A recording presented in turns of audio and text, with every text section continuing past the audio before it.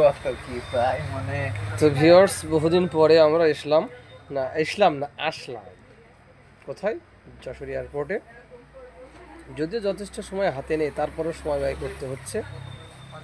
এটা কোনো কাজ নয়, অকাজ। অকাজের ভিতরেই কাজ। আমরা আসলাম যশোর এয়ারপোর্টে কিছু সময় পার করার জন্য। এখন দেখা যাক খাওয়ার কোনো উন্নত ব্যবস্থা এখানে আছে কিনা। যদি থাকে তাহলে সেটা খেয়ে ফেলবে ইনশাল্লাহ। আর আমরা এসেছি পিৎজালজিতে।